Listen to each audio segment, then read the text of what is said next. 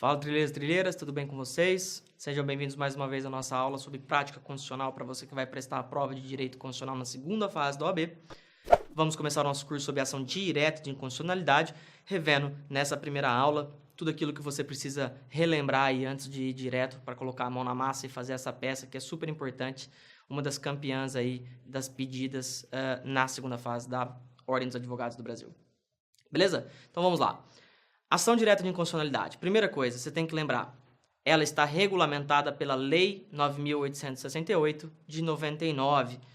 E a ação direta de inconstitucionalidade vai fazer um controle de constitucionalidade que nós dissemos que é concentrado, porque ele está concentrado em um único órgão de julgamento, então vai ser ou no STF, via de regra, ou no Tribunal de Justiça de algum estado, em alguns casos.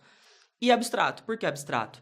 Abstrato porque você não tem lide, você não tem réu, você vai diretamente questionar a validade de determinada lei em abstrato, sem passar por nenhum caso concreto, tá? O objeto principal é realmente a validade da lei em si perante a Constituição.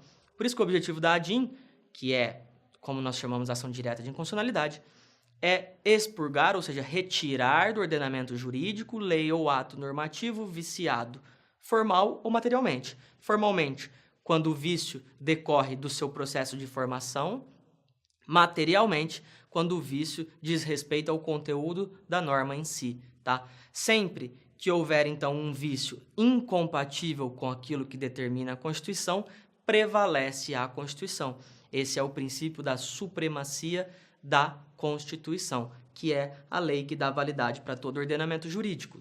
Então, sempre que houver incompatibilidade entre lei infraconstitucional e Constituição, prevalece a Constituição. Total ou parcialmente, tá? Ou seja, essa lei ela pode ser tirada, ela pode ser declarada inconstitucional, essa lei ou ato normativo, totalmente ou só uma parte dela, só algum artigo, só uma parte de determinado artigo, enfim, isso vai depender do julgamento, beleza? Objeto, então, da ADIM vai ser a lei, que você vai entender como aquelas espécies normativas do artigo 59 da Constituição, emenda constitucional, lei complementar, lei ordinária, lei delegada, medida provisória, decreto legislativo e resoluções. Ou ato normativo, que são atos praticados aí por um dos poderes, como resoluções e deliberações administrativas, regimento interno dos tribunais, atos estatais, que são aqueles do executivo, de conteúdo derrogatório, como, por exemplo, as resoluções administrativas, tá? O que você precisa saber, então? Tem que ser um ato administrativo, normalmente, e do qual decorra norma, tá? Tem que ter densidade normativa. Então, esse ato ele tem que ter um conteúdo de norma, tá? Então, lei ou ato normativo, beleza? São os objetos da ADIM. Outros objetos que já foram enfrentados aí, a gente tem que saber se cabe ou não cabe. Norma constitucional originária, pode? Não pode, tá? Por quê? Porque norma constitucional originária são aquelas que nascem na Constituição. São as primeiras normas constitucionais criadas pelo Poder Constituinte originário e elas não podem nascer já sendo inconstitucionais porque elas inauguram a ordem jurídica. Então, não cabe. Norma anterior à CF de 88 também não pode, tá? Por que que não pode? Porque nesse caso a gente não fala em controle de constitucionalidade, a gente fala assim naquele fenômeno da recepção. Ou a norma foi recepcionada ou não foi recepcionada pela nova Constituição. No máximo que vai caber em termos de controle concentrado é uma DPF subsidiariamente. Lei revogada ou de eficácia exaurida também não cabe, porque elas têm meramente valor histórico. O que vai caber talvez aí é uma ADPF, tá? Súmula também não pode na súmula, tá? A súmula, se você quiser cancelá-la, ela tem um procedimento próprio, que é um procedimento de revisão. Então não vai caber a DIN. Regulamentos e decretos regulamentares são atos normativos secundários. O que significa isso? Como que funciona? Normalmente você tem a Constituição, uma lei, que é o ato normativo primário, baseada na Constituição, e um decreto que vai regulamentar aquela lei, que é o ato normativo secundário. Veja, a lei se baseia na Constituição, então ela sofre controle de constitucionalidade. Já o decreto se baseia na lei, então ele vai sofrer um controle de legalidade. Daí porque a doutrina fala em crise de legalidade, não de inconstitucionalidade. O que pode acontecer é, se essa lei for declarada inconstitucional, aí sim, o decreto ou o regulamento vai sofrer inconstitucionalidade indireta ou reflexa ou oblíqua. Por quê? Porque a lei na qual ele se baseia foi declarada inconstitucional. Beleza? Então, via de regra, não cabe, a não ser que seja decreto autônomo, que é aquele decreto que, ao invés de apenas regulamentar determinada norma, determinada lei, ele cria uma novidade normativa. Então, ele traz algo que não estava previsto anteriormente, tá? Então, ele não está só regulamentando, ele está criando, daí porque a gente fala que é decreto autônomo. Nesse caso, tem sido admitido a DIN, beleza? Isso já foi objeto de cobrança aí na segunda fase da prova de Direito Constitucional da Ordem dos Advogados do Brasil, então fique atento aí para decreto autônomo. Tratados internacionais, todos eles podem sofrer controle, desde que já tenham sido incorporados no ordenamento jurídico. E lei orçamentária também pode ser objeto de controle, inclusive a abertura de crédito extraordinário, que se equipara aí, ainda que seja feita por medida provisória, também pode ser objeto de controle direto de inconstitucionalidade, beleza? Então, esses são os objetos aí principais que você tem que saber. Competência para julgamento. Como é que você vai fazer para saber quem é competente? Via de regra, Supremo Tribunal Federal.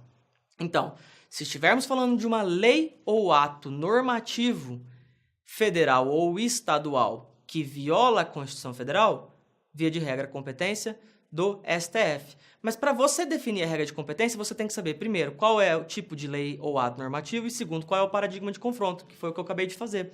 Veja, se por acaso nós estivermos falando de lei estadual ou municipal que viola a Constituição do Estado, nesse caso, o competente para o julgamento vai ser originariamente o Tribunal de Justiça daquele Estado. E se for uma lei municipal que viola a Constituição Federal? Nesse caso, não cabe a DIN. Não cabe a DIN por falta de previsão normativa.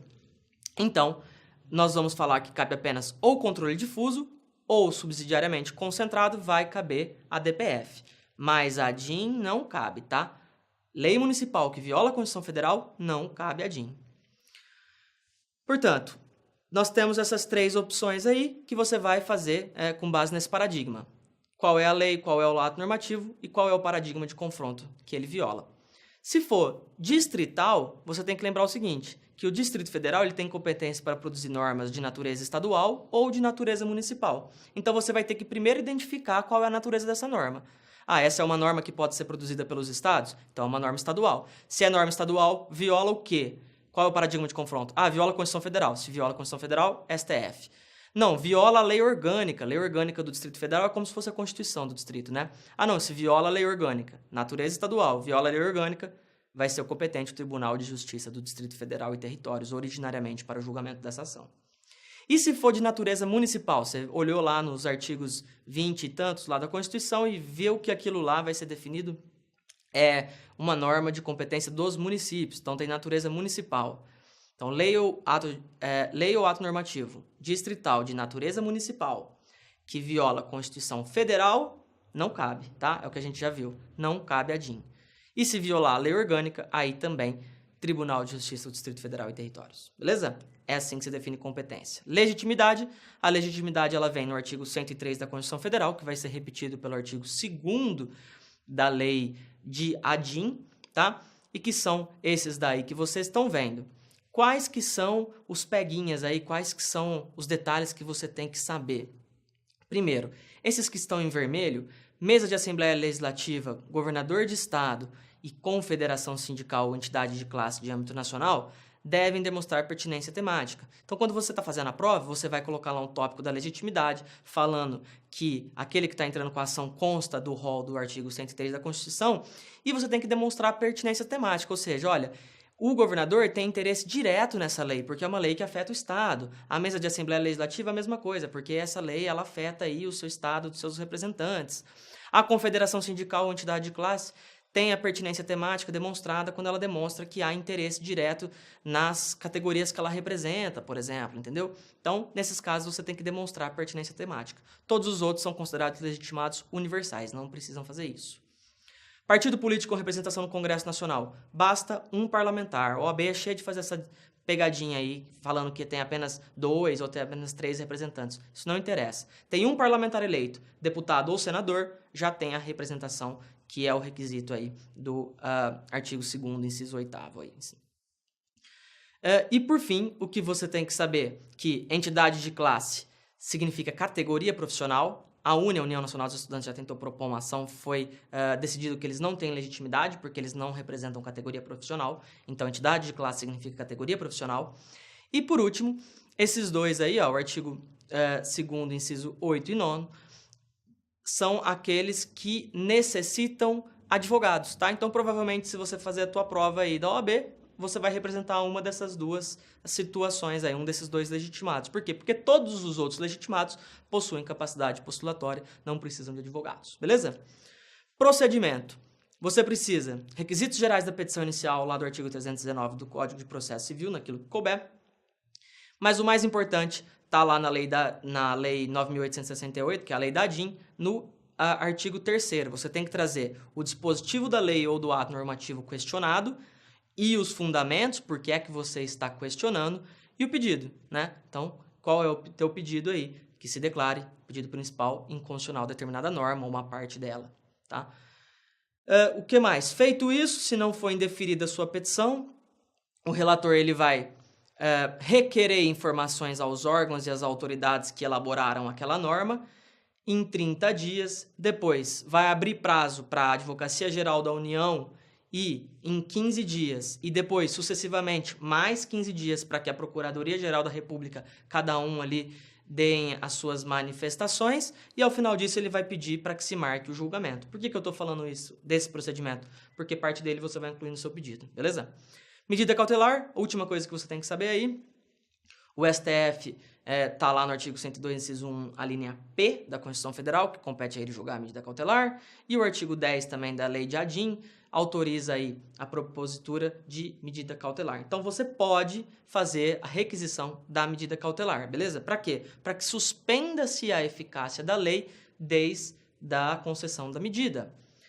Outra coisa que você tem que lembrar aí, o artigo 11, parágrafo 2º da lei da ADIM, permite que se torne aplicável a legislação anterior, caso seja suspensa aquela lei questionada, lei ou ato normativo, e se houver legislação anterior, tá? Então, se for o caso, você vai ter que analisar o caso a caso, você pode fazer esse pedido aí. Quais são os requisitos para que você possa ter a sua medida cautelar que você tem que demonstrar na sua prova? Aqueles requisitos gerais da medida cautelar. Fumus boni iuris e periculum in mora, beleza? Demonstra esses dois aí, tá feito o pedido de medida cautelar, você vai ganhar seus pontos. Por fim, para terminar, o pedido. O que você vai fazer no pedido? Primeiro, vai fazer o pedido de medida cautelar caso você já tenha feito a exposição dos motivos porque você merece a medida cautelar. Então, você vai pedir aí que se dê a medida cautelar. Segundo, você vai pedir a notificação dos responsáveis pela elaboração da norma, com base lá no artigo 6º da lei. Você vai pedir a notificação e que sejam ouvidos o Advogado-Geral da União e o Procurador-Geral da República sucessivamente, cada qual no prazo de 15 dias. E, por fim, o pedido principal, você vai pedir que seja procedente a ação no mérito para que se declare a inconstitucionalidade da lei ou o ato normativo que está sendo questionado. Beleza? Esses são os principais pedidos aí que você vai fazer, provavelmente os únicos lá na sua ADIM, caso caia. Certo? Então, vou terminar por aqui. Esses são os principais conteúdos que você tem que relembrar e eu volto na próxima aula já direto com a mão na massa para a parte prática dessa peça tão importante. Um grande abraço e até logo.